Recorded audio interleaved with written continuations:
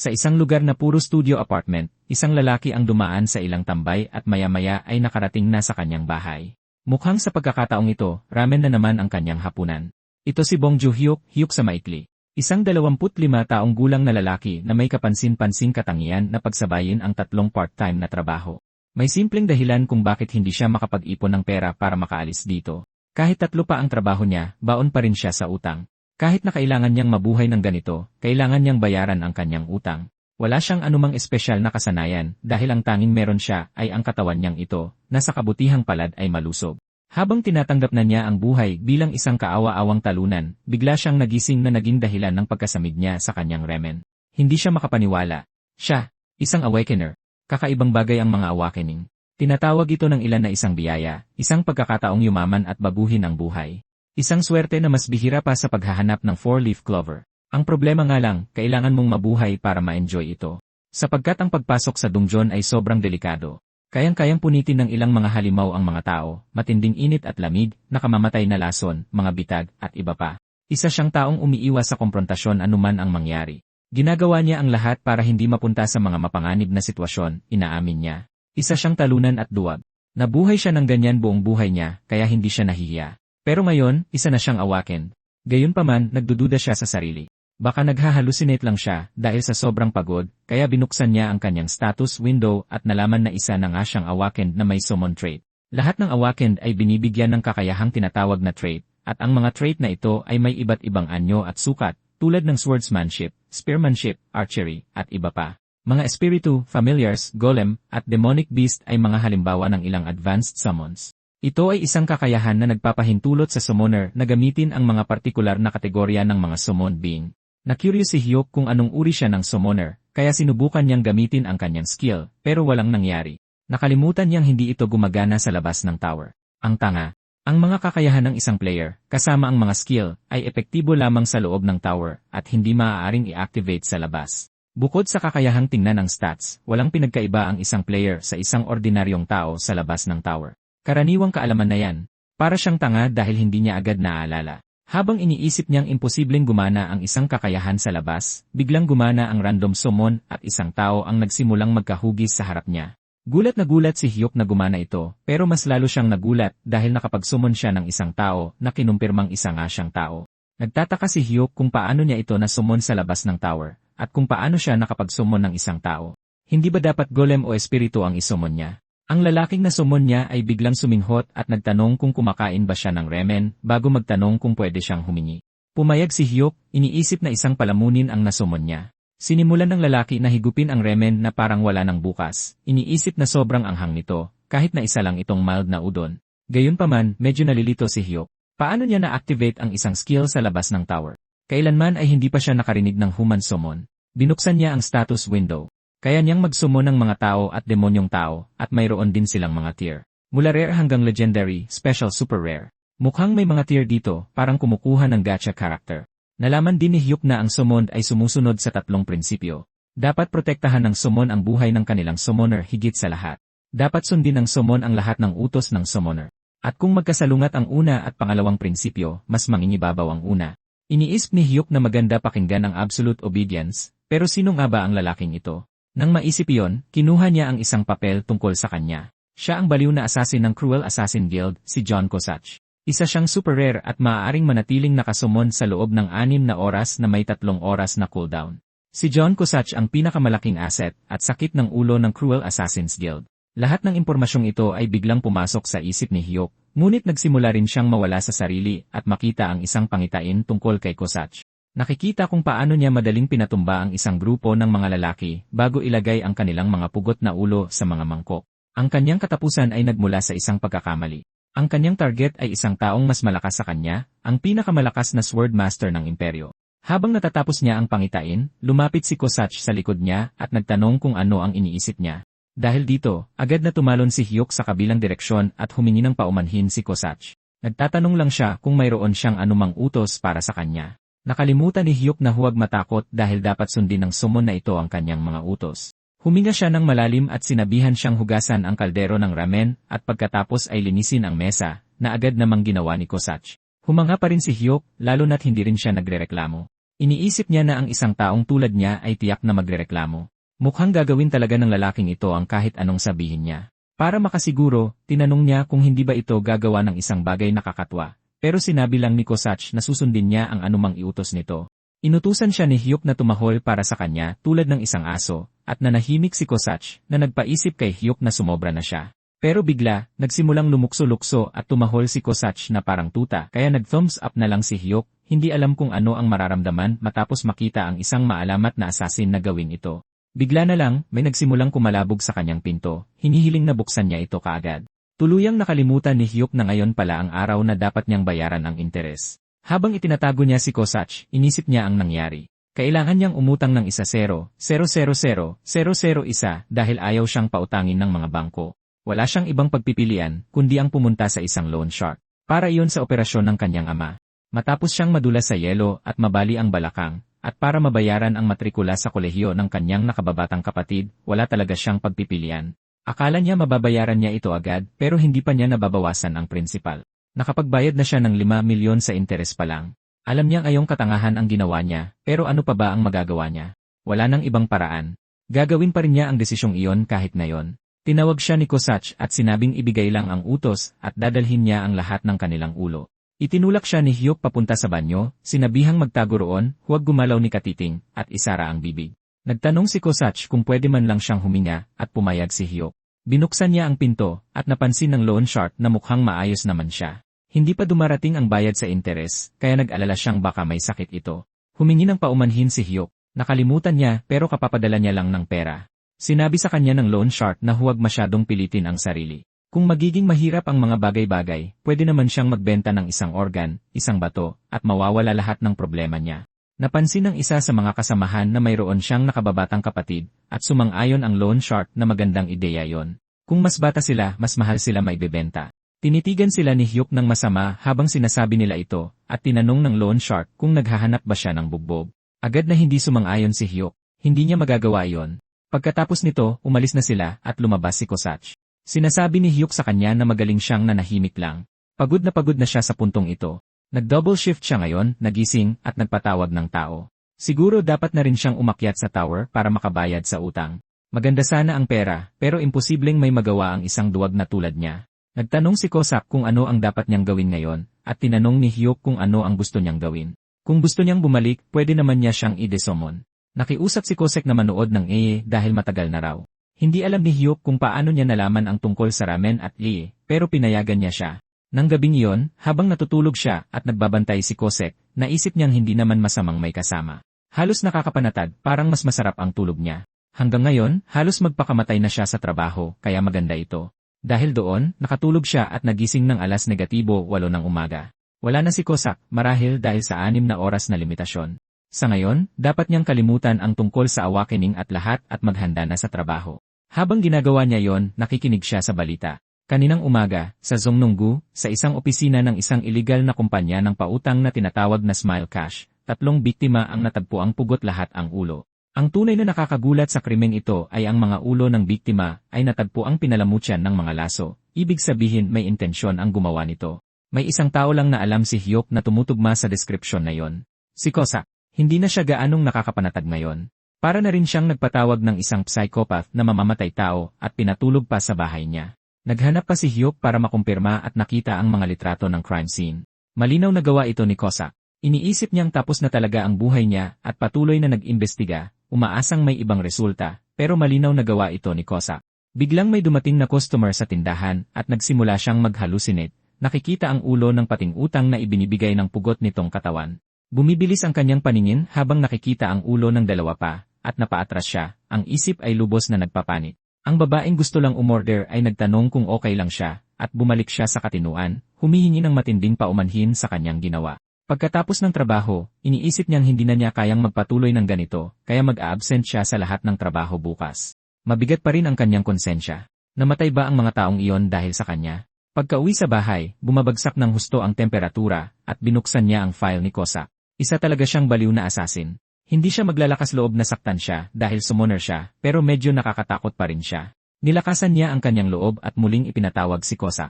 Pero bago yon, tinanong ng system na magbigay ng satisfaction rating sa kanya. Naisip ni Hyuk na nanonood lang ito ng AC, tapos biglang pumatay ng tao nang hindi man lang inuutusan. Kaya dahil sa pagiging abala, isang daliri at isang bituin ang nararapat sa kanya. Gusto niyang maging walang puso pero hindi niya kaya binigyan niya ito ng 3 bituin. Dating coordinator ang nanay niya sa isang kumpanya ng water purification rental. Kaya alam niya kung gaano kasakit para sa isang tao ang mababang satisfaction rating. Kahit hindi siya masaya sa isang produkto, hindi siya nagbibigay ng isang bituin. Dahil doon, ipinatawag niya si Kosek na nag-ulat para sa tungkulin at nagpasalamat sa kanya para sa 3 bituin. Mas magsisikap pa siya para mapasaya ito. Nagtataka si Hyuk kung ang inosente at masayahing taong ito ay talagang pumatay ng 3 tao. Kaya nagpasya siyang tanungin ito, pinatay ba niya ang mga taong dumating kahapon? Kinumpirma ni Kosak na may parehong ngiti, inasikaso na niya sila kagabi. Ngayon lang napagtanto ni Hyuk na nakatayo siya sa harap ng isang totoong mamamatay tao. Nagsisimulang manghina ang kanyang mga tuhod at bumibilis ang tibok ng puso niya. Dapat siyang kumalma dahil hindi naman siya sasaktan nito. Nagtanong siya kung paano dahil hindi naman nito alam kung nasaan ang opisina nila. Ipinaliwanag ni Kosek na nilagyan niya ng tracker mark ang mga gunggong na yon nang pumasok sila sa bahay niya. Nahulaan ni Hyuk na isa itong uri ng skill at tinanong kung bakit niya ginawa iyon para sa kanya.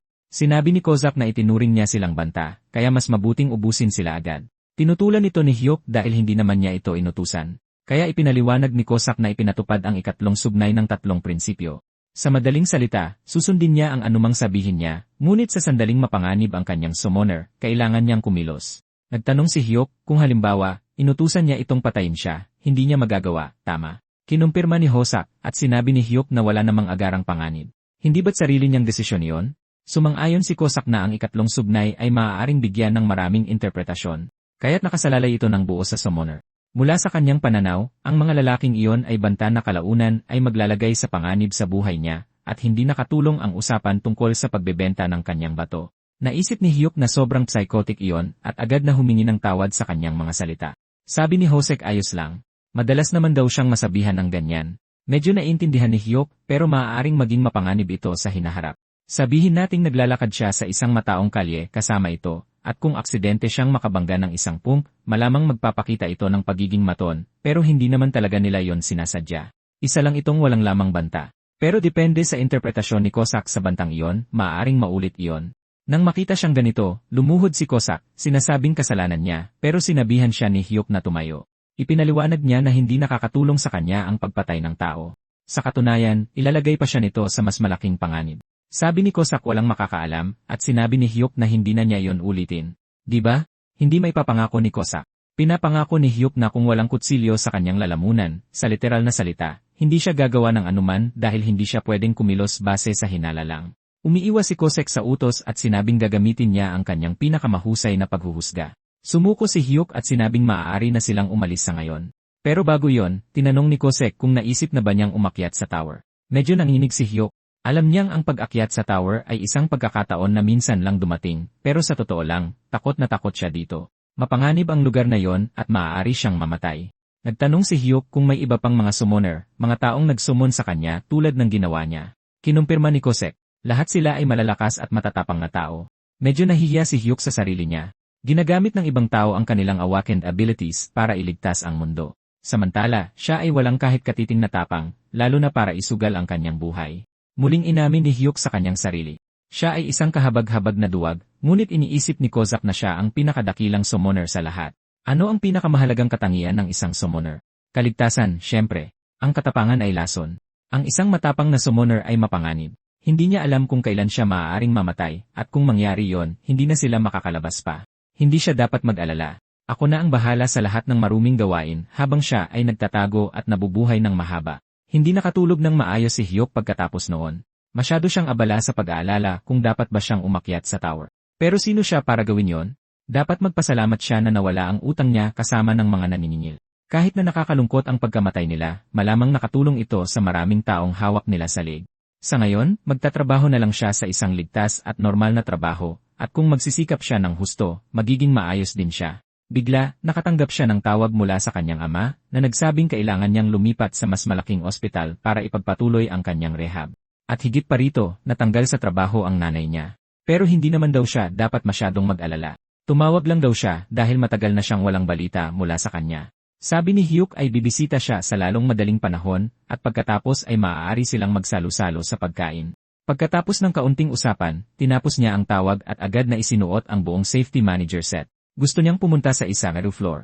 Kung may mangyaring mapanganib, maaari siyang umalis. Dahil wala siyang trabahong gagawin ngayon, sakto lang. Pero bago niya ipatawag si Cossack, dapat subukan niyang magpatawag ng iba, baka sakaling makakuha siya ng isang legendary. Hindi niya iyon magagawa dahil may cooldown ito na isang buong buwan.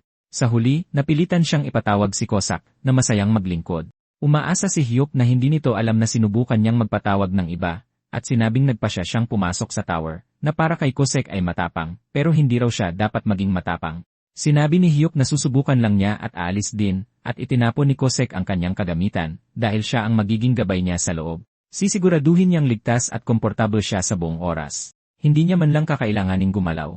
Dahil doon, umalis na sila, at nagsimulang mahulog si Hyuk sa sahig habang inililipat siya. Patuloy na nahuhulog si Hyuk sa sahig at sa huli ay lumapag sa isang mabuhanging lugar. Mukhang ang isa floor ay isang ganap na wasak na lugar. Ngunit bago ang lahat, isinuka niya ang kanyang tanghalian, malinaw na hindi sanay sa pagkahulog mula sa malayo. Pagkatapos noon, lumabas sila ng safe zone at nakakuha si Hyuk ng mga enhancement na tugma sa kanyang level, kaya naging available ang mga trait at combat skill. Agad na naramdaman ni Hyuk na medyo malakas siya. Ito ang kapangyarihan ng isang player, kung tutuusin. Ang misyon sa isa floor ay pumatay ng 5 makakapal ang balat na matatabang uod. Ito ay karaniwang isang lugar para subukan ang kakayahan ng isang tao. Ang mga makakapal ang balat na uod ay parang mga panakot lang na inilagay doon para sukatin kung ano ang kayang gawin ng mga manlalaro. Kahit na halos walang pinsala ang nagagawa nila, napakatibay ng kanilang balat, kaya medyo mahirap silang patayin. Sabi nila, ang ilang manlalaro ay nakakapatay lang ng isa bawat 30 minuto, pero isa na rin siyang manlalaro ngayon. Lumakad siya pasulong, determinado na pabagsakin ang una, ngunit sinabi ni Cossack na hindi na niya kailangang mag-abala. Lumapit siya sa isang uod, ngunit pagkatapos ay tumalikod dahil nakalimutan niyang humiram ng sandata. Sa sandaling iyon, lumipad ang uod sa himpapawid at naghandang durugin siya. Lumingon si Hyuk dito at humingi ng tulong kay Cossack, na nagsabing ito ay isang napakatalinong desisyon. Halos kaagad, lumipad siya papunta sa uod at pinatay ito sa isang suntok bago sumugod sa iba. Pinapalipad sila sa ere bago maghagis ng mga kutsilyo. Sa huli, inactivate niya ang blade burst at pinasabog sila habang nakatalikod sa kanila. Dahil huwag nating kalimutan, hindi tumitingin sa pagsabog ang mga astig. Namangha si Hyuk at nakakuha siya ng 100 gramong monostone at nakamit ang air rank sa isa floor, ibig sabihin ay nakakuha rin siya ng platinum badge. Iniisip ni Hyuk na napakadali nito. Kung magpapatuloy siya ng ganito, yayaman siya agad. Hindi niya ito alam noon, ngunit sa parehong oras, lahat ng manlalaro sa Korea, nasaan man sila, ay nakatanggap ng parehong anunsyo. Pagkabalik sa kanyang apartment, sinabihan si Hyuk na maaari na niyang hamunin ang dalawa ni Floor. Nagulat siya na 5 minuto lang ang inabot, at sinabi ni Cossack na magaling ang pagkakagawa. Pakiramdam ni Hyuk ay nakatayo lang siya roon at walang ginawa, ngunit sinabi ni Cossack na yon mismo ang dapat niyang gawin. Narinig ni Hyuk na para makapatay ng mga halimaw, kailangan mong ubusin ang iyong lakas. At napakatagal gawin yon, ngunit ito ay medyo madali. Tiningnan niya ang kanyang mga gantimpala, ang mana stone at ang badge, at kinuha ang mana stone. Ang mga bagay na ito ay isang napakahalagang yaman sa modernong industriya. At dahil bumaba ng malaki ang presyo nito mula noong lumitaw ang tower, nagkakahalaga na lang ito ng humigit kumulang 50,000 at isa bawat 100 gramo. Alam ng karamihan ang mga pangunahing kaalaman na ito tungkol sa tower. Gayunpaman, hindi pa siya nakarinig ng platinum badge dati. Sa anumang paraan, kumita siya ng pera sa loob ng 3 minuto. Para magdiwang, naghanda siya ng isang salusalo at naamoy ito ni Cossack. Iniisip na ito ay maanghang na jokbal, ngunit regular lang pala. Dahil alam ni Hyuk na hindi niya kaya ang maanghang, kumain si Cossack at pinasalamatan ang kanyang summoner sa kabaitan nito. Sinabi ni Hyuk na hindi niya kailangang maging formal sa kanya at tinanong kung ganito ba talaga siya magsalita. Ikinatwiran ni Cossack na ito ay dahil sa impluensya ng kanyang dating summoner dahil matagal silang nagsama. Ngumiti si Hyuk. Ito ay parang impluensya ng kanyang dating kasama. Bagaman sa kasong ito, impluensya ng kanyang dating summoner. Sabi ni Cossack na maaari niyang itigil kung gusto niya, pero sabi ni Hyuk ayos lang. Talagang hindi mapanganib ang lalaking ito sa kanya, at nakumpirma rin niya na kayang-kaya ang tower. Kinaumagahan, gumawa si Hyuk ng pang-araw-araw na gawain. Nagtatrabaho siya sa convenience store sa umaga, at pagkatapos ay sa charcoal barbecue spot sa gabi. Nagpasya siyang huminto sa pagiging isang arawang manggagawa. Sa halip, umuwi siya at umaakyat sa tower kasama si Cossack. Ipinatawag niya ito, at masaya itong makatanggap ng isa pang perpektong puntos. Bagaman, nais ni Hyuk na bigyan siya ng 1-0 sa 1-0 sa puntong ito. Ipinaliwanag din niya kung bakit siya bigito nasasabik na makakuha ng magandang puntos. Ganoon ba ito kahalaga? Ipinaliwanag ni Cossack na kung mas maganda ang rating, mas maraming benepisyo siyang makukuha. Halimbawa, kung tumaas ang summon time o rank, hindi na kailangang sabihin na makakakuha rin siya ng mas maraming summon. Pumunta sila sa dalawa ni floor dahil doon, kung saan kailangan na nilang talunin ang 1-0 maliliksing matatabang uod sa loob ng 2 oras. Kilala ni Hyuk ang mga ito. Mapaglinlang sila dahil napakalikot nila. Sinabihan niya si Cossack na mag-ingat dahil baka mamatay siya kung ibubuhos niya ang lahat dito, pero hindi iyon ang tingin ni Cossack. Tatagal lang ito ng 3 minuto. Tatapusin niya ito ng mabilis at ihahatid siya pauwi. Habang tumatalon siya, tinanong ni Hyuk kung dapat ba silang kumain ng manok ngayong gabi, at pumayag si Cossack. Nagpasalamat bago puksain ang mga uod ng napakadali. Nakakabaliw talaga ito. Sunod-sunod ang gantimpala na natatanggap niya at palaki rin ng palaki ang mga ito. Sa pagkumpleto ng ikalawang palapag, nakakuha si Hyuk ng level up at 200 gramong mana stone at isa pang platinum badge, salamat sa pagkamit ng S++ rank. Nagtataka si Hyuk kung ayos lang ba na ganito kadali, dahil ito ay mabilis, napakabilis. Dahil dito, maaari siyang pumasok at lumabas bago pa man ang kanyang morning shift. At tulad ng inaasahan, nagawa niya itong muli. Napansin ni Cossack na gumaganda ang kanyang paglapag, ngunit medyo mababa pa rin. Ang 3 re-floor ay nagbigay sa kanya ng 300 gramong mana stone, at tulad ng inaasahan, isa pang platinum badge. Ganoon din para sa 4 ye-floor at ganoon din para sa 5 ye-floor. Dahil dito, nakakolekta si Hyuk ng 5 platinum badge, at ginawaran siya ng isang perk bilang gantimpala. Nagtataka si Hyuk kung ano yon, at hindi nagtagal ay nalaman niya. Nakuha niya ang Awakening Trait Enhancement. Ang epekto nito ay dinadagdagan ng 2 ang bilang ng mga player summon na maaari niyang makuha. Nagulat si Hyuk, maaari na siyang magdala ng isa pang summon, ngunit maayos naman na ang ginagawa ni Cossack. Mukhang napakaganda ng mga gantimpala sa A++ clear. Dahil patuloy na tataas ang hirap ng tower, magiging mas ligtas na ito ngayon. Para magamit muli ang random summon, kailangan pang maghintay ng 20 araw, kaya dapat siyang mabuhay ng maingat hanggang doon. Pagkatapos niyan, ang 2 summon niya ang patuloy na maglilinis sa pinakamataas na ranggo, ngunit magpapatuloy pa rin siya sa pag-akyat. Sa Korean Awakening Management Department, isang pagpupulong ang nagaganap, ngunit ang mga tao ay tahimik. Iniisip ng isa kung kailan niya dapat i-post iyon ngayon, sa umaga o sa gabi. Biglang lumapit sa kanya ang babae at tinanong kung iniisip niya ba ang anunsyo, kaya napatalon siya. Ang lalaki ay si John Bwang-il, ang team leader, at ang babae ay si Lee Mina, ang manager. Tinanong niya kung na-post na ang bagong anunsyo at kinumpirma naman niya ito. Ito ay isang S++ rank clear sa 6th floor ng Black Tower. Hindi makapaniwala si John na nangyari na naman ito. Ang Black Tower na puno ng mga anunsyo ay sunod-sunod na ipinopost kamakailan. Balita tungkol sa isang di kapanipaniwalang S++ clear. Halos tiyak na gawa ito ng isang tao dahil sunod-sunod niyang nililinis ang mga palapag. Malamang na ito ay isang taong walang katulad sa kanilang panahon na may pambihirang talento. Kung malinis niya ang ika-7, ika-8, at ika-9, pati na ang ika-10 palapag ng Mayda++, ano ang mangyayari? Hinampas ng isa pang lalaki roon ang mesa. Siya si Director Park Kyung-soo. Gaya ng alam na nila, ang pinakamataas na ranggo na naitala sa bansang ito ay E. Kakalalaman lang nila na may mga ranggo pa na mas mataas doon, at ang buong anunsyo ay ipinupost kapag nakamit ang S++. Naging laganap na rin ang paglipat ng mga player sa internasyonal na komunidad, at may mga kidnapping pang ang nagaganap ng palihim. Bago pa sila manganib na mawala ang taong iyon sa ibang bansa, kailangan nilang mahanap ang player. Makalipas ang 2 araw, habang naghuhugas ng pinggan si Cossack, tinanong ni Hyuk kung nasa 8 floor na sila ngayon, at kinumpirma naman niya ito. Masaya si Hyuk, pero ang unang 1-0 palapag ay beginner zone lang, kaya't natural lang na madali ang lahat. Pagkaraan ng ilang sandali, pumunta sila sa 8 floor kung saan kailangan nilang talunin ang 1-0 Red Thorn Frog Warriors, mga nilalang na mas mapanganib kaysa sa mga uod. Gayunpaman, wala silang laban kay Cossack na tinadtad sila ng pira-piraso. Ginawaran si Hyuk ng 800 gram monostone, isang level up, at isa pang platinum badge, at binati siya ni Cossack pagbalik nila. Medyo nalungkot si Hyuk dahil wala siyang ginawa, pero napansin ni Cossack na sapat na ang pagpasok lang sa tower.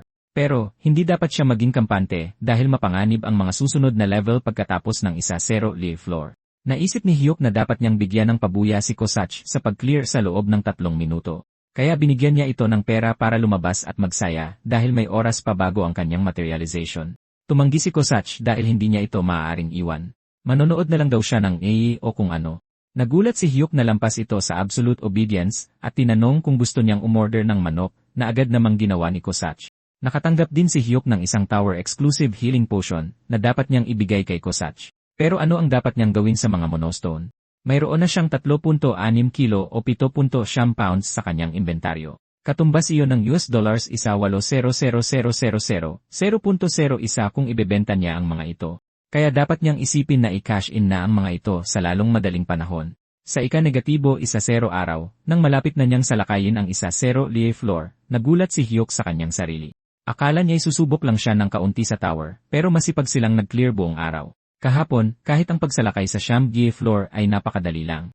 Sigurado nang malilinis ang palapad, pero ang S++ clear reward ang bonus na gusto niya. Nakakapanatag ito, lalo na si Kosach, na halos nakalimutan na ni Hyuk na isa palang baliw na assassin. Ipinatawag niya si Kosach, at dahil sa pagbibigay nito ng maximum scores, nadagdagan ng 1 oras ang kanyang summon time, na asahan ni Hyuk sa hinaharap. Pagpasok nila sa 1-0 live floor, talagang nararamdaman ito ni Hyuk. Ang pag-aayos ng Thor sa kanyang pisikal na kakayahan, ang umaapaw na kapangyarihan, at mahiwagang mahika na nararamdaman niya sa kanyang tiyan. Naging isa na ba siyang, si Bongjo Hyuk, na isang mailap na kabayo? Hinawakan niya ang balikat ni Kosach at sinabing mula ngayon, tutulong na rin siya, ngunit hindi sumang-ayon si Kosach. Kung sakaling magalusan siya, kahit katiting, kailangan niya itong pagbayaran. Sinabi ni Hyuk na huwag mag-alala dahil isa na siyang mailap na kabayo. Ngunit doon lumitaw sa harap nila ang kalaban sa lugar na ito, kaya't natigil si Hyuk sa kanyang pagko-cosplay. Nagtataka siya kung paano nahuli ng ibang mga manlalaro ang ganoong klaseng nilalang. Gumawa ng dahilan si Hyuk na kung pareho silang susugod sa mga insekto, masasaktan ang kanilang pride, kaya dapat mauna siya. Inatake ng mantis si Kosach na umiwas at nagsimulang akyatin ito bago pabagsakin ang halimaw. Paglabas ng Thor, tiningnan ni Hyuk ang kanyang mga gantimpala, 1 kilong mana stone. At sa huling platinum badge na ito, nakakuha rin siya ng bagong perk. Sabik siyang naghintay kung ano ito, at nabunyag na isa itong copy skill mula sa kanyang summon. Nang makita ito, iminungkahi ni Kosach na dapat niyang matutunan ang Shadow Step. Walang tanong-tanong, walang argumento. Naisa nang magtanong ni Hyuk kung bakit, at sinabi ni Kosach na maganda itong gamitin sa pagtakas. Kahit na may mangyari sa kanya, mabilis siyang makakatakas. Medyo nasaktan ang pride ni Hyuk. Tatakas? Anong klaseng tao ba ang tingin niya sa akin? Agad niyang pinag-aralan ang Shadow Step, dahil mahalaga talaga ang mabilis na paa sa laban, kasama na ang footwork at iba pa. Lumabas siya para subukan ito, pero parang hindi ito gumagana ng maayos, kaya medyo nainis si Hyuk. Sa ika-11 araw ng pag-akyat sa Thor, nahihiya siyang tumawag sa Awakening Management Department Center para ipaalam na nagkaroon siya ng awakening. Binati siya ng kausap niya sa telepono at tinanong kung dapat ba silang magpadala ng ilang kinatawan ng gobyerno sa kanyang bahay para gabayan siya. Bago pa man makasang-ayon si Hyuk, sinabi ng kausap na darating sila sa lalong madaling panahon. Ginawa niya ang desisyong ito dahil gusto niyang ibenta ang kanyang mga monostone, at ito na ang pinakamatapang na hakbang na ginawa niya sa kanyang 25 taon ng buhay. Habang papasok si Lee sa kotse, tinanong ni John kung kumusta ang awakened individual na kumontak sa kanila mula sa Daegu, pero itinanggi niya na ito ang S++ na tao. Mayroon pa silang isa pang awakening application ngayon. Gusto mo bang sumama? Sumang-ayon siya dahil kailangan nilang lumabas at subukang hanapin ang taong iyon. Kung mahanap nila siya, dadalhin nila siya sa elite team. Ano man ang mangyari, ibubuhos nila sa kanya ang lahat ng benepisyo na mayaalok ng Awakening Department Manager. Masipag na nilinis ni Hyuk ang kanyang bahay. At sakto sa oras, dahil nandito na ang mga taga-Awakening Department, pinapasok niya sila. Nagpakilala si John at si Lee pagpasok nila. Mas lalong kinabahan si Hyuk ngayong may kasamang babae. At bigla, lumapit ito sa kanya at sinabing, ikaw ang S++ person, hindi ba? Agad na napaatras si Hyuk at nagtaka kung ano ang nangyayari. Mayroon bang awaken detection method na hindi ko pa naririnig? Pero una, kailangan kong itanggi, kaya dapat kumilos ako ng natural hanggat maaari. Agad siyang kumilos sa pinaka-hindi natural na paraan, sinasabing narinig niya yon, pero tiyak na hindi siya yon. Tinignan siya ni Lee, sinasabing mukha siyang textbook definition ng sinungaling, at sinubukan siyang batukan ni Jong, pero umiwas siya dahil hindi dapat niya ginigipit ang mga tao ng ganoon. Pareho silang humingi ng paumanhin at sinabi ni Hyuk na ayos lang. Umupo silang lahat at naglabas sila ng video kasama si David, ang mascot ng Black Tower ng Korea, na nagpapakilala bilang gabay sa Thor. Ito'y itim na itim at nagbabanta, na may napakalaking sukat na nagpapaliit sa anumang istruktura ng tao, ang Black Tower. 20 taon na ang nakalipas, lumitaw ang Black Tower sa isang gabi. Nagpakilos ng mga hukbo ang mga bansa, at sinubukan ng mga siyentipiko na tuklasin ang mga lihim nito, ngunit walang makalapit dahil tila hinarangan ang Thor ng isang hindi nakikitang hadlang. Kung gayon, ano nga ba talaga ang Thoring ito? Nasagot ang tanong na iyon sa paglitaw ng mga player. Isa itong laro kung saan maaaring umabante sa mga palapag. Sa labas, ang mga player ay karaniwang tao, ngunit sa loob ng Thor, maaari silang gumamit ng malalakas na kakayahan. Ina-upgrade nila ang mga kagamitan gamit ang iba't ibang gantimpala na nakuha sa Thor at nag-aambag sa ekonomiya. Kung hindi maakyat ang mga bagong itaas na palapag ng Thor sa loob ng 6 na buwan, magsisimula ang isang countdown. At sa huli, guguho ang Thor. Ganyan na wala ang lungsod ng Mumbai 3 taon na ang nakalipas. Ang bawat bansa ay kilalang may isa hanggang 3 Black Tower, at isa lang ang mayroon ang South Korea. Mayroong tinatayang 5 hanggang 10,000 manlalaro na bumubuo sa 0.01% ng populasyon. Kahit na ang Korea ay patuloy na umuunlad kasunod lamang ng Amerika. Kaya't ang mga bayani ng kanilang lipunan ay pinoprotektahan sila at natututo mula sa Black Tower. Pagkatapos ng kaunti pang paliwanag, isinara nila ang laptop at sinabi ni John na ngayon, gusto nilang magtanong ng ilang bagay bilang bahagi ng proseso ng verifikasyon. Tinanong nila kung totoong awakened na siya at kinumpirma ito ni Hyuk, ibinigay ang ilan sa kanyang mana stones bilang patunay. Tinanong nila kung anong palapag ang naabot niya at sinabi niyang ika-10, kaya inisip ng dalawa na siya ang S++. Tinanong ni Lee kung narinig na niya ang pampublikong anunsyo na trending at sumang-ayon siya, na parang robot na naman pakinggan. Talagang iniisip ni Jong na masungit siya at sinimulang ipaliwanag ang mga tuntunin ng kontrata. Pinamamahalaan ng gobyerno ang mga manlalaro sa dalawang grupo, ang Elite Team, at ang pangalawa ay ang General Team. Ang General Team ay binubuo ng mga individual na nagpaplano at nagsasagawa ng mga dungeon raid ng mag-isa, parang mga freelancer. Sa kabilang banda, ang mga Elite ay may mas malapit na relasyon sa Awakening Management Department ng gobyerno. Obligado silang subukang i-clear ang mga high level, pero bilang kapalit, may mga benepisyo silang natatanggap. Isa na rito ang personal na proteksyon sa labas ng tower. Nang marinig ang lahat ng ito, alam ni Hyuk na kapag isiniwalat niyang siya ang S++ player, dudumugin siya ng atensyon, isang bagay na sukdulan niyang kinainisan. Habang ipinapaliwanag ni Jong ang mga tuntunin ng pagpaparehistro sa Elite Team, sinabi ni Hyuk na ayaw niyang mag-apply doon. Masaya na siya sa General Team. Wala siyang talento at nakakatakot ito. Okay na sa kanya ang makakuha ng mga makatwirang gantimpala. Nang makita ito, inisip ni Lee na wala na naman silang mapupuntahan. Marami-rami rin ang gustong huminto na lang sa isang punto at mag-enjoy sa mga ligtas na pangangaso. Pero ito ang unang beses niyang makakita ng isang taong ganito kaprangka tungkol dito. Ang isang taong walang utang na loob ay hindi karapat-dapat dito. Kahit pa nag-volunteer siya para sa Elite Team, siya yung tipo na hindi nila tatanggapin dahil ang pinakamahalagang katangian doon ay ang kabustuhang umakyat. Iginagalang ni Jong ang kanyang desisyon, ngunit kailangan niyang pumasok sa tower saglit dahil kailangan nilang kumpirmahin ang kanyang awakening. Sayang naman kung sasayangin niya ang kanyang nag-iisang pagkakataong pumasok. Kaya bakit hindi na rin niya i-clear ang palapag? Alam ni Hyuk na sinusubukan siya nito at pumayag, ngunit sinabing aabutin siya ng halos 2 oras. Sinabi ni Lee na trabaho nila yon, kaya't huwag siyang mag-alala at gawin ito sa sarili niyang oras. Nagbihis si Hyuk at sinabihan silang maging komportable dahil alis na siya. Kasabay nito, naglaho siya na kumukumpirmang isa siyang player, ngunit tinanong ni Jong si Lee kung ano ang tingin niya sa kanya. Napansin niya na masyado siyang mahiyain. Ang kanyang pananalita at kilos ay pigil at malamang susuko siya sa 11 floor. Na-clear na niya ito dati at talagang sinusubok nito ang takot ng isang manlalaro. Ang mga long-tail giant centipede ay partikular na mahihirap na kalaban. Ngunit kahit ganoon, kailangang talunin ang daan-daan sa kanila. Malamang susuko siya at babalik sa safe zone at naniwala si Jong sa kanya. Dapat niyang tawagan ng chief at sabihing may isa na namang bigo. Tinawag ni Hyuk si Kosach na nag-ulat para sa tungkulin at binasa niya ang misyon na labis na kinasusuklaman ang ideya ng mga centipede. Sinabi ni Kosach na trabaho lang ito ng 5 minuto, ngunit gusto ni Hyuk na patayin niya sila ng dahan-dahan hanggat maaari sa loob ng mahigit 1 oras. Para hindi ito maitala bilang isang S++. May mga tao sa labas na nanonood kaya isasama rin niya siya sa tower ngayon. Kailangan lang niyang ipakita sa kanila na pumasok siya, ngunit nagpa siya ang grupo na gawin ang isang full clear. Kaya tuluyan siyang makakataka sa mga alegasyon ng S++ dahil dito. Agad na one-shot ni Kosach ang isa, kaya sinabihan siya ni Hyuk na bagalan, at ginawa niya ito, na naging dahilan para mas tumagal. Ngunit bigla, isa sa mga centipede ang lumitaw mula sa lupa sa ilalim mismo ni Hyuk. Dahil doon, sinalakay siya ng mga centipede, at si Kosach, sa takot para sa buhay ng kanyang master, ay sumugod, pinuksa sila ng napakadali, at pinatay pa ang napakarami. Sinabihan siya ni Hyuk na bagalan, ngunit kailangan ding sundin ni Kosach ang mga alituntunin sa kaligtasan. At hindi nagtagal, na-clear niya ang dungeon na may A++ rank. Agad silang napatalsik palabas ng dungeon at ang dalawa sa kanyang apartment ay nainformahan na na-clear ang 11 floor na may A++ rank. Ito ay hindi maikakailang patunay. Ang nasa harapan nila ay ang hinahanap nila.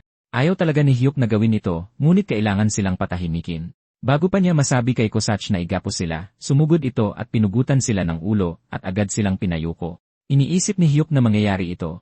Basang-basa na siya sa pawis sa kaiisip pa lang dito. Muling iginiit ni Jong na sinasabing kailangan ng kanilang Elite Team ang isang taong may talento niya. Sinubukan ni Hyuk na magkunwari na sinasabing isa lang itong hindi pagkakaunawaan. Siguro ay nagsabay ang mga run niya sa run ng ibang manlalaro. Sinabi ni Jong na hindi dahil sinuri na nila, ngunit ipinagpatuloy pa rin ni Hyuk ang kwentong iyon. Naiintindihan ni Jong. At ngayong nakumpirma na nilang nag-awaken siya, dapat na nilang ihanda ang kanyang kontrata. Binasa ito ni Hyuk at nakitang isa itong elite contract. Partikular siyang humingi ng standard na kontrata. Sabi ni Jong, tama siya. Ito ay nasa ibang antas. Ito ang nag-iisang ultra-elite contract. Magkakaroon siya ng taunang sahod na 12,000,000, bibigyan ng real estate at seguridad, at higit pa roon, legal immunity. Iniisip ni Hyuk na para na rin itong pagiging isang maharlika. Ipinaliwanag ni Jong na isang tao lang ang may ganitong mga benepisyo. Ang unang ranggo na manlalaro sa Korea, si Yoo Chil-min. Makikinabang din dito ang ating bansa, kaya dapat niyang pag-isipan ito. Tumanggi si Hyuk, hindi siya magiging player maliban kung bibigyan siya ng regular na kontrata. Tinanong ni Jong kung bakit tutol na tutol siya dito, ngunit ayaw lang talaga ni Hyuk na makuha ang atensyon ng iba. Pabigat ito. Ang sobrang atensyon ay sobrang nakaka-stress. Sumisikip ang dibdib niya dahil dito. Sa madaling salita, isa siyang extreme introvert. Iniisip ni Jong na mas mabuting umatras muna sa ngayon at sinabing sa kasong ito, bibigyan nila siya ng standard na kontrata. Alam ni Hyuk, sinumang nanonood nito ay may inis. Bakit hindi na lang pirmahan ang elite contract at kunin ang lahat ng benepisyo? Gayunpaman, ang kontratang iyon ay may kaakibat na napakalaking responsibilidad. Kahit na gusto niyang huminto sa pag-akyat sa kalaunan, hindi niya magagawa. Hindi niya kailangan ng ganitong klaseng pressure sa buhay niya, kaya palalampasin niya ito. Masaya na siyang kumikita para mabuhay tulad ng dati. Sa awakening department, sinabi ng chief kay Jong na ang sinabi niya ay ibang-iba sa kanyang interim report. Hindi ba't sinabi niya sa telepono na isa siyang mahiyain na manlalaro na walang pagnanais na umakyat? Iyon ba ang parehong tao na nakakuha ng S++ ranking? Kinumpirma ni Jong na ganoon nga. Mukhang kakaiba lang talaga ang kanyang personalidad. Siya ang tipo ng ordinaryong mamamayan na bihirang makita. Tinanong ng chief kung may posibilidad na nagkakamali sila, ngunit sa tingin ni Lee ay imposible yon. Masyadong sakto ang timing. Walang pakialam ang chief kung mahiyain siya. Mayroon siyang kamangha-manghang talento, kaya kailangan nilang makuha siya sa elite team anuman ang kailangan nilang ibigay. Pagbalik sa lugar ni Hyuk, pinapagalitan niya si Kosach. Galit na galit siya. Nabunyag ang lahat dahil sa kanya. Kapag inulit pa niya yon, babawiin niya ang sumon niya sa isang iglap. Pumunta sila sa 12th floor kung saan kailangan nilang pumatay ng 20 physical whistle. Sinabihan ni Hyuk si Kosach na gawin ito ng dahan-dahan at iniisip na mapagkakatiwalaan na niya ito ngayon. Kung i-clear nila ito ng normal, mawawala ng interes ang department at pababayaan na siya, sana. Gayunpaman, sobrang lamig din sa lugar na ito. Kahit na naghanda siya, malamig pa rin kaya pagtitiisan na lang niya. Nang makita ang kanyang mukha, inisip ni Kosach na labis siyang nasasaktan dahil sa lamig, kaya tatapusin niya ito sa lalong madaling panahon para madala siya sa isang mainit na silid. Agad siyang sumugod at pinuksa ang mga whistle ng walang kahirap-hirap, na naging dahilan para makakuha ulit si Hyuk ng isa pang S++ na reward. Agad siyang nakatanggap ng tawag mula kay Jong, at pagkatapos, agad niyang inunsumon si Kosach, dahil walang sopas para sa mga hindi sumusunod. Kinabukasan sa 13th floor, ang tanging misyon ay lampasan ang maraming patibong. At dahil masasaktan ang kanyang amo kung mag-isa lang siyang pupunta, binuhat ni Kosach si Hyuk at tumakbo kasama siya patungo sa finish line, na tinapos ang floor sa napakabilis na oras. Sa 14 na floor, may mga GA sonic attack ang mga paniki, kaya mabilis silang pinuksa ni Kosach para hindi masaktan si Hyuk. Sa puntong ito, wala na siyang pakialam. At dahil kumita siya ng 2 milyon mula sa mga monostone at 2 milyon mula sa general player support, idinagdag pa ang kinita niya mula sa ika-11 hanggang ika-14 na floor. Kumita siya ng halos 7 milyon isa sa loob ng 2 linggo. Kung ipagpapatuloy niya ito at makarating sa 20 floor nang walang problema, mas malaki ang magiging halaga ng mga monostone na makukuha niya bilang gantimpala. At kung hahayaan niyang ang awakening management ang mag-asikaso sa pagbebenta, iyon ay 1 milyon bawat araw na walang buwis, ibig sabihin ay magiging sobrang yaman niya. Kinabukasan, agad na yumuko si Kosach nang siya ay isomon dahil binigyan pa rin siya ng 5-star, kahit na sunod-sunod ang kanyang kasalanan sa pagsuway sa mga utos nito. Sinabi ni Hyuk sa kanya na mag-relax na mula sa 15th floor pataas dahil hindi na niya kailangang magdahan-dahan pa.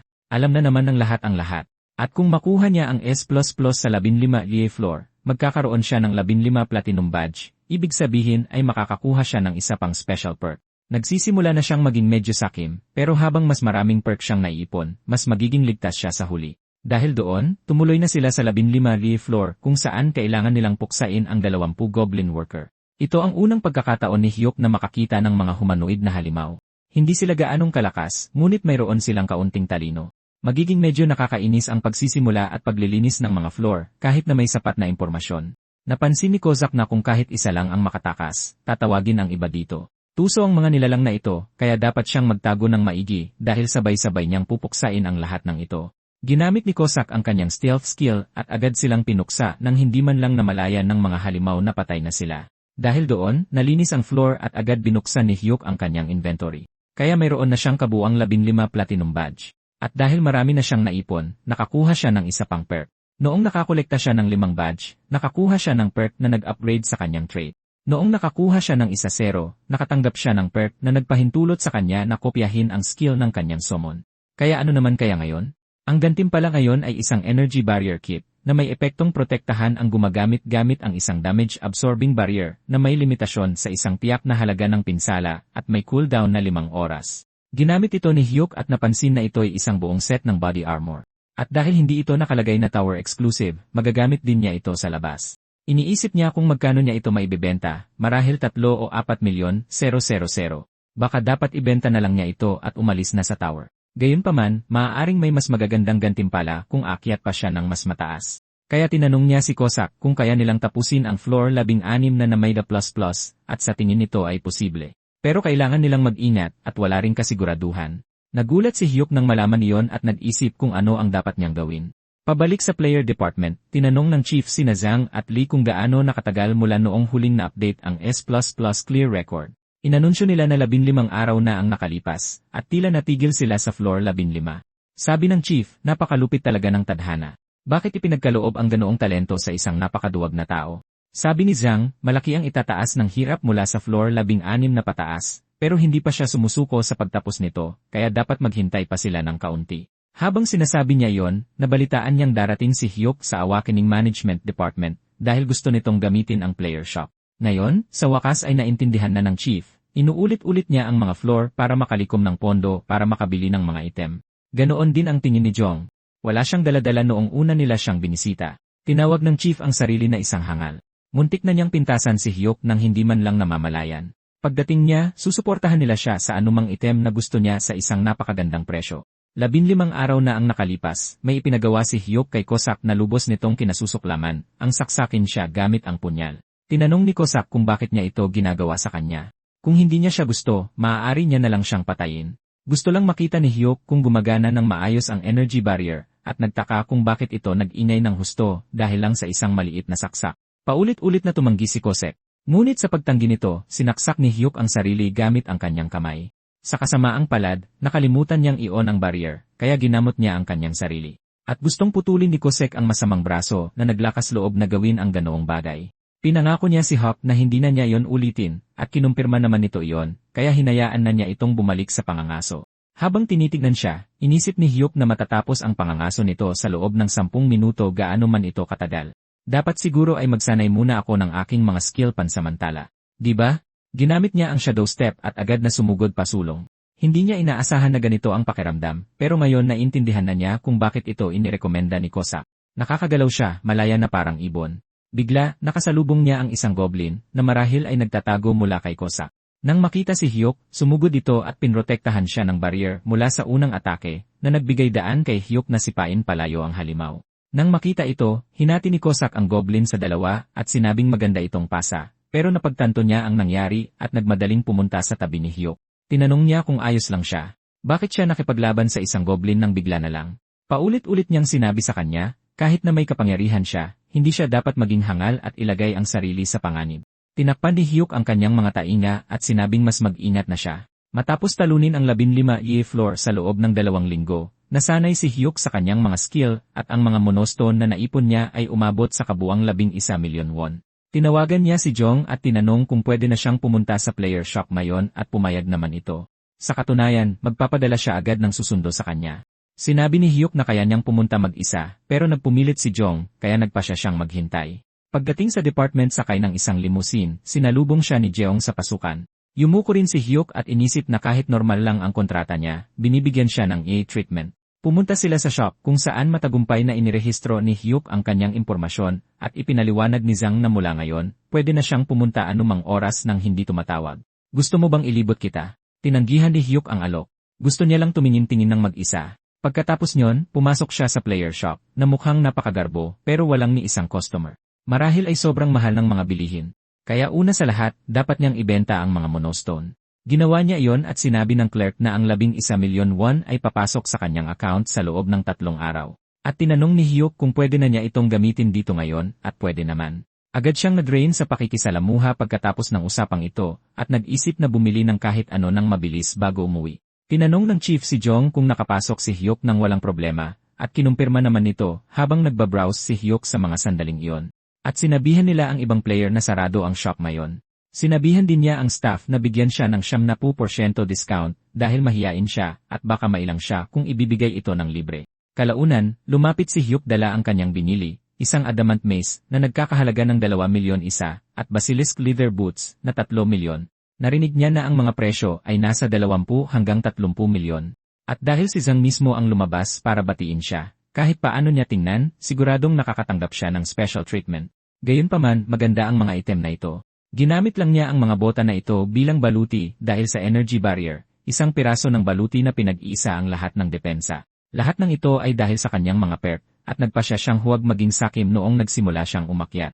Gayunpaman, sobrang nakakatukso ang mga perk na ito. Kinabukasan, isinumon niya si Cossack na nagtanong kung ulitin ba nila ang floor 15, pero gusto na talagang sumulong ni Hyuk dahil tapos na ang summon cooldown, ibig sabihin, maaari na siyang mag-summon ng isa pa.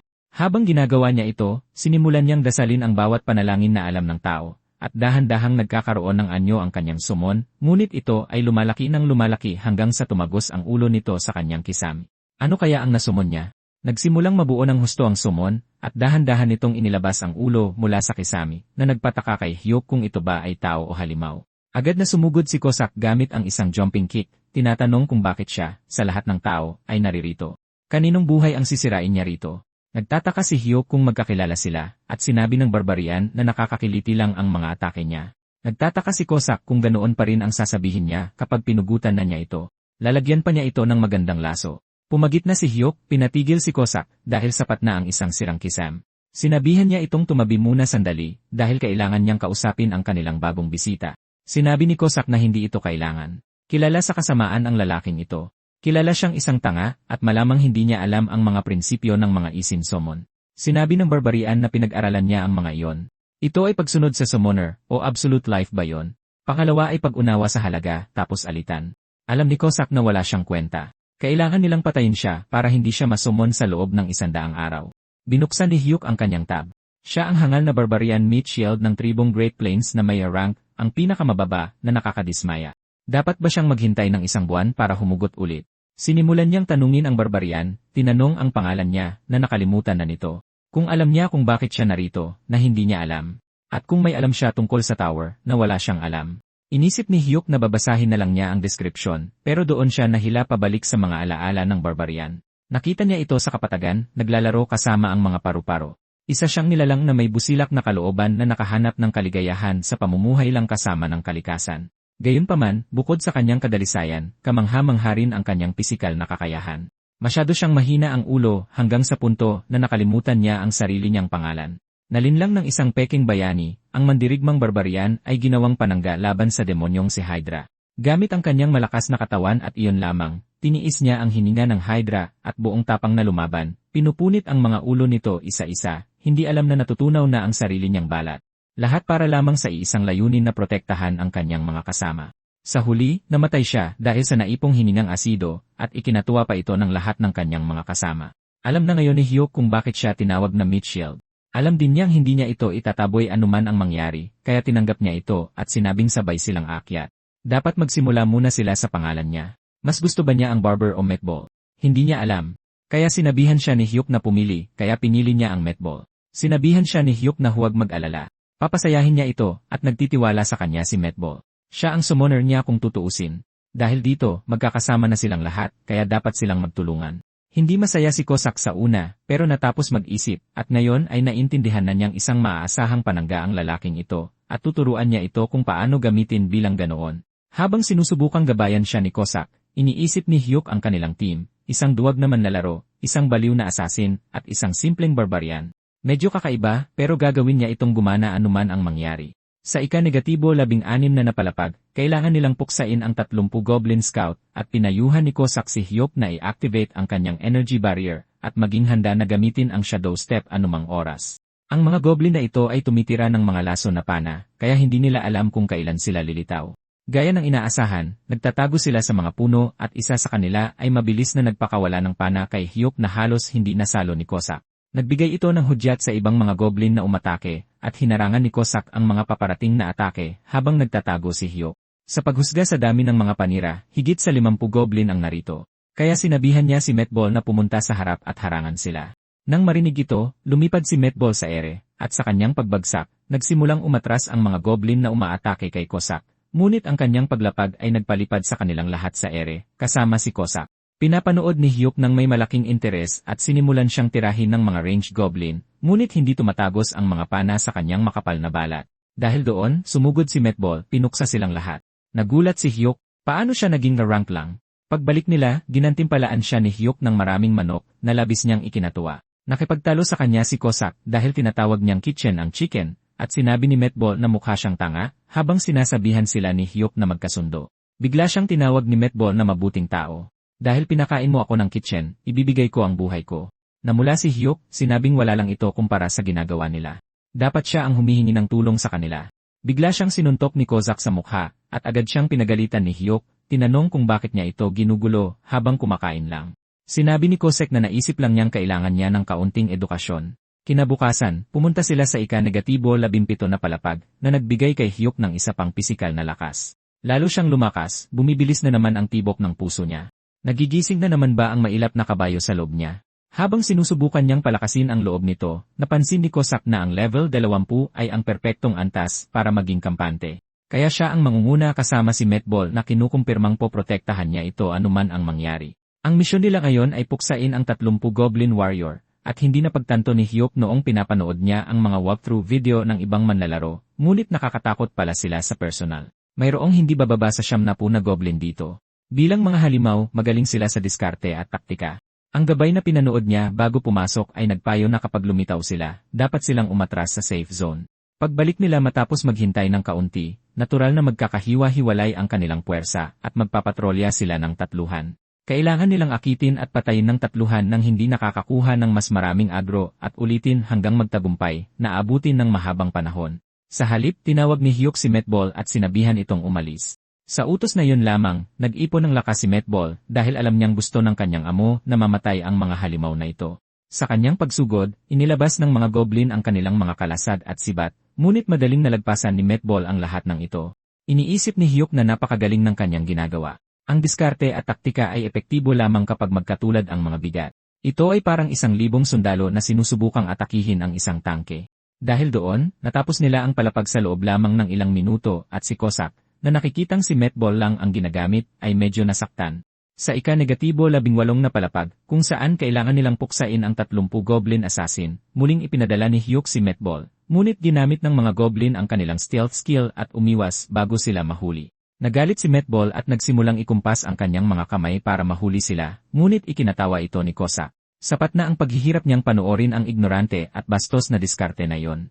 Lilinisin niya ang kanyang paningin gamit ang isang eleganteng diskarte. Pumasok siya sa sarili niyang stealth skill at pinatay ang mga goblin isa-isa ng napakadali.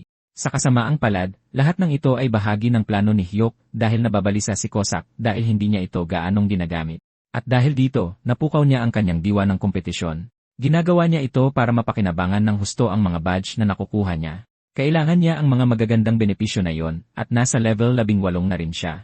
Oras na para umangat ang kanyang pusong mailap na kabayo. Sinuri niya ang lahat ng impormasyon sa diskarte bago simulan ang palapag na ito. Mababa ang antas ng stealth ng Goblin Assassin, kaya kung magko-concentrate, matutukoy ang kanilang mga galaw. Wala nang dapat ikatakot pa. Sapat na ang pagsasanay niya sa Shadow Step. Nagawa niyang makapunta sa likod ng isang goblin, ngunit nawalan siya ng balanse, at mas malakas na natamaan ang goblin kaysa sa gusto niya. Iniisip ni Hyuk na ayos lang, ngunit bigla, isa pang Goblin Assassin ang bumaba sa kanya, ang talim nito ay nasa kanyang ulo na. Patuloy na pinapatumba ni Cossack ang mga goblin isa-isa, habang sinasanggarin ni Meatball ang anumang paparating na atake habang umiikot. Si Cossack, sa kanyang pagsubok na ipakita na mas magaling siya, ay tuluyang nakalimutan si Hyuk at nagtataka kung nasaan siya. Sa kabutihang palad, protektado siya ng harang. Tiyak na mamamatay siya kung wala iyon. Nang lumitaw ang isa pang assassin at sabay silang umatake, nag-focus si Hyuk. Siguro dahil sa adrenaline pero bumagal ang kilos ng mga talim nila. Pakiramdam niya ay bumagal ang buong mundo at mas mabilis siya kaysa sa kanila. Sa pagpatay na ito, nalinis nila ang floor. Natutuwa si Hyuk na siya ang nakakuha ng huling tama, pero si Kosach ay umiiyak sa harap niya, masaya na makitang buhay pa siya. Agad na naipost ang pandaigdigang anunsyo at tuwang-tuwa ang hepe para dito. Naniniwala si Jong na malaki ang naitulong ng mga gamit na binili niya. Gusto ng hepe na agad ihayag na ang taong ito ang may hawak ng record para sa 18 sunod-sunod na plus clears ng Korea. Sabi ni Jong, ngayon, si Hyuk ay isang napaka-espesyal na manlalaro na kailangan nilang alagaan ng mas maingat. Kumalat din kalaunan ang balita tungkol sa isang taong nakalinis ng 18 sunod-sunod na plus ranks. Ito ay isang record na hindi pa nangyayari dati. Naisusulat ang kasaysayan habang sila'y nagsasalita, at ang misteryosong manlalaro na gumawa ng lahat ng ito ay kasalukuyang tinatayang level 11. Malalim na napabuntong hininga si Kosach matapos itong marinig, at sinabi ni Hyuk na sabihin niya kung may gusto siyang sabihin. Naniniwala lang si Kosach na masyadong mabilis ang pagkatuklas niya sa kanyang talento. Naguguluhan si Hyuk, siya at talento sa isang pangungusap. Siguradong nagbibiro siya. Para kay Kosach, hindi ito biro. Ang shadow step na ipinakita niya sa huli, ito ay isang perpektong kilos na kahit siya ay mahihirapang gayahin, na ginagawa itong mas mapanganib. Sinabi niya kay Hyuk na totoo iyon. Magsisimula siyang maging masaya sa laban, at pagkatapos ay magkakaroon siya ng kumpiyansa. Sa kumpiyansa, dumarating ang katapangan, at iyon ay sobrang mapanganib. May usapan na tayo sa simula pa lang, hindi ba? Kaligtasan muna. Sumang-ayon si Hyuk, hindi siya gagawa ng kahit anong mapanganib at isa lang na mob ang lalabanan niya. Hindi pa rin mapakali si Kosach dahil may nagsasabi sa kanya na tiyak na magdudulot siya ng aksidente balang araw. Tinawag siyang tanga ni Metball dahil sa pag-iyak, at sinipa siya ni Kosach diretsyo sa ref ni Hyuk na agad namang nagdesomon sa kanila. Ngunit nangyari na ang pinsala. Nasa sahig ang kimchi ng kanyang ina. Bukas, para luminaw ng kaunti ang isip niya, bibisitahin niya ang kanyang mga magulang. Ginawa nga niya yon at pinapasok siya ng mga ito. Sabi ng kanyang nakaratay na ama, dapat daw siyang dumalaw ng mas madalas dahil malapit lang naman siya, pero sinabihan siya ng ina na tumigil na sa pagsisermon. Tinanong ni Hyuk kung kamusta na ang balakang niya, at sinabi nitong hindi madaling gumaling ang mga buto. Ganito lang siya maghapon. Pumunta sila sa mesa para kainin ang nilaga ng ina, at inanunsyo nito na malapit na ring dumating ang kapatid niya. Bumili siya ng tokwa. Habang kumakain, tinanong ni Hyuk kung mahirap ba ang sitwasyon ngayon, pero sinabi ng ina na huwag mag-alala. Makakahanap din siya ulit ng trabaho, at sinabi ng ama niya na mamuhay siya para sa sarili niya at huwag silang alalahanin. Para subukan ang sitwasyon, nabanggit ni Hyuk na maganda sana kung magigising siya sa mga panahong tulad nito, pero agad itong inisip ng kanyang ama na isang biro. Isang lalaking tulad niya na papasok sa tower, siya yung tipo ng lalaki na nagpapatulong pa sa babae para humuli ng ipis. Sinabi niya na hindi iyon dapat ipagmalaki at tinanong si Hyuk kung wala ba siyang pasok ngayon. Sabi niya day off niya, kahit na matagal na siyang tumigil sa lahat ng trabaho niya. Nakikita ng kanyang ina na nagsisinungaling siya, pero kahit ganoon, nagtitiwala siya sa kanya. Pero hindi siya dapat lumapit sa mga loan shark. Iyan ay talagang bawal. Halos makalimutan ni Hyuk ang buong pangyayaring iyon at iniba ang usapan, tinanong kung ano ang nangyari sa trabaho niya. Ipinaliwanag niya na dahil iyon sa isang bastos na customer na nagpaayos ng water purifier, at inutusan din siyang linisin ang lahat ng kanilang basura at tirang pagkain, at hindi niya kinaya ang kawalang-galang na iyon. Iniisip ni Hyuk na ang kanyang ina ay agresibo at matapang, isang personalidad na hindi kayang tiisin ang kawalang katarungan. Ang kanyang ama, na lubusang nahulog sa kanya, ay isang ganap na beta male. Kaya, nagkaanak siya ng 2 pang beta. Sigurado siyang nag-aalala ang lahat, kaya pag-uusapan na lang niya ang tungkol sa awakening kapag huminahon na ang sitwasyon. Pagkalabas kasama ang kanyang kapatid, ibinigay niya ang allowance para sa kanilang mga magulang, para hindi sila magpakapagod sa trabaho. Pinahintay siya ng kapatid niya at nahihiyang sumubok na may sabihin. Iniisip ni Hyuk na nahihiya ito dahil binayaran niya ang tuition nito at sinabing alam niya ang nararamdaman nito. Natuwa ang kapatid niya nang marinig ito dahil ang allowance na ito ay para sa kanilang mga magulang, pero may kulang ang kanyang parte. Muntik nang itapon ni Hyuk ang kapatid niya, pero binigyan niya ito ng 500,000 won. Pagkatapos niyan, pumunta siya sa Awakening Management Department. Ginawa niya iyon ng biglaan lang. Matapos makita ang kanyang pamilya, lalo pang lumaki ang pagnanais niyang gawin ito ng maayos. Hindi niya kinontak si Jong gaya ng utos sa kanya, pero dapat ayos lang. Meron na siyang energy barrier, pero lalo lang lalakas ang mga halimaw. Kaya naisip niyang bumili ng kalasad.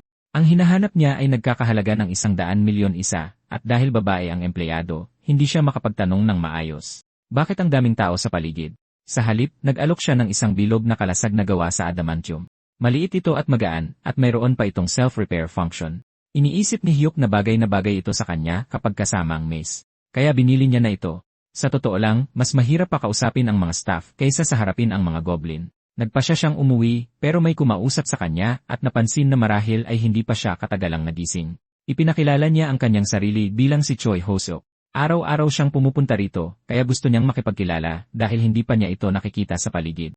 Kung hindi naman nakakabastos, anong floor na siya dahil kasalukuyan siyang umaakyat sa 30s. Sabi ni Hyuk nasa 10s siya at sinabi ni Choi na magtanong lang siya kung may problema. Sabi ni Hyuk wala naman at sinabi ni Choi na lumapit lang siya anumang oras at magtanong kung may problema. Habang paalis ito, iniisip ni Hyuk na talagang extrovert siya. Siguro may girlfriend din siya at naiinggit siya. Pagka-uwi, tiningnan niya ang kanyang level na 19 na. Masaya siya dahil maaari na niyang subukan ang 19 BA floor. Pero bago yon, dapat niyang tawagin si Kosach at magkasundo sila. Pagkasumon sa kanya, agad na nag-iba ang mukha ni Kosach nang makita niya si Hyuk na may hawak na kalasag. Kailangan ba niyang gawin ito?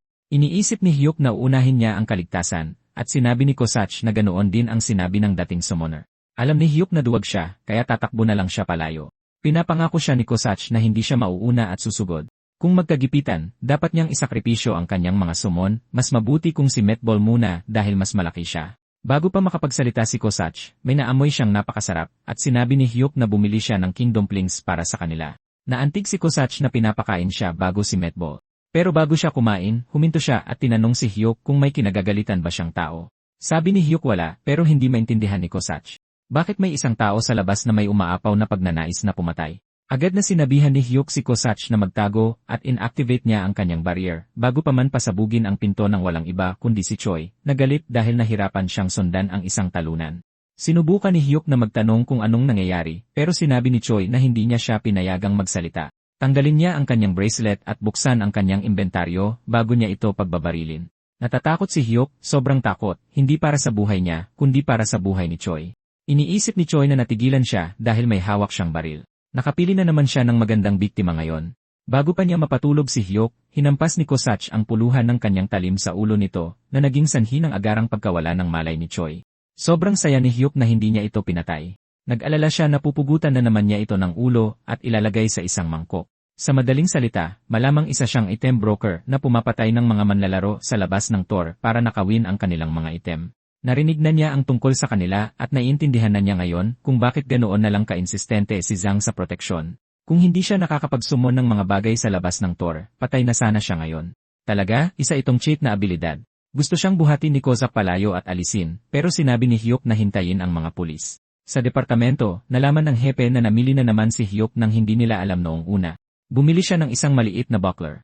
Hindi pa nila alam ang kanyang mga traits, pero base sa pagbili niya ng mace at kalasag, malamang isa siyang melee type. Iniisip ng hepe na hindi sapat kahit isang full set pa, at iniisip ni Zhang na gumawa ng dahilan para bigyan siya ng higit pa. Pero bigla siyang nakatanggap ng tawag mula sa Police Player Task Force. Agad siyang sinabihan tungkol sa nangyari at nagmamadaling tumakbo sa mga kalsada. Dapat ay pinapirma na niya siya sa elite contract mula pa sa simula. Kung may mangyari kay Hyuk, anong gagawin niya? Pinigilan at pinusasan siya ng mga pulis, pero sinusubukan ni Choi na magpanggap na inosente siya. Sa totoo lang, kinidnap ako ng siraulong ito. Sinabi ni Hyuk na bahay niya ito at pumasok siya ng walang pahintulot, pero sinabi ng pulis na kailangan din niyang sumama. Nagtataka si Hyuk kung makukulong ba talaga siya, pero doon dumating si Zhang at inakala ni Choi na ililigtas siya nito. Sa kasamaang palad, nilapitan siya ni Zhang at sinampal ng malakas, at minura siya ng napakalakas na pati mga pulis ay nanood na lang habang binubugbog si Choi. Sinabi niya sa mga pulis na ilayo ang gagong ito. Darating na rin ang special unit at pwede na natin siyang ibigay sa kanila. Alam ni Choi na gumagamit pa ng torture ang mga gagong iyon para sa mga krimen na may kinalaman sa player, at lumuhod siya, nagmamakaawa para sa kanyang inosensya. Pero sinabi ni Zhang na hindi siya ang unang sumubok nito. Isa rin siyang paulit-ulit na may sala. Ilalabas nila lahat ng krimen na ginawa niya. At kahit makuha pa niya ang pinakamagagaling na abogado sa buong bansa, hindi siya makakatakas sa parusa. Dahil doon, kinaladkad na siya palayo. At tinanong ni Zhang si Hyuk kung nasaktan siya, na agad namang itinanggi. Pagkatapos, yumuko si Zhong sa kanya para tiyaking hindi na ito mangyayari muli. Sisiguraduhin niyang maghahanda. Hindi na niya pwedeng ipagpaliban pa ang elite contract na yon. Kailangan niyang protektahan ang manlalarong ito. Kinabukasan, pagkatapos isumon si Kosach, tinanong niya kung napatawan ng parusang kamatayan ang lalaking iyon. At kung hindi, alam ba niya kung nasaan ang detention shelter kung saan siya nakakulong. Alam ni Huff kung ano ang gusto niyang gawin at hindi siya pumayag. Tinawag din niya si Metball na tuwang-tuwa nang makita na nakakakuha siya ng maraming 5-star reviews. Dahil doon, pumunta sila sa 19th floor kung saan kailangan nilang talunin ang 30 Goblin Shaman. Hindi naman sila gaanong mapanganib. Hindi sila makagamit ng anumang kahanga-hangang mahika. Karamihan ay mga sumpa o fire arrow lang. At tulad ng inaasahan, habang sinusubukan nilang harangan ang pagsugod ni Metball, inungol lang niya palayo ang kanilang mahika. Pumunta si Kozak sa likod niya at tinanong kung naaalala niya ang pinag-usapan nila para tapusin ang lahat sa lalong madaling panahon. Kinumpirma ito ni Metballs, at sabay silang sumugod, pinapatay ang napakaraming shaman.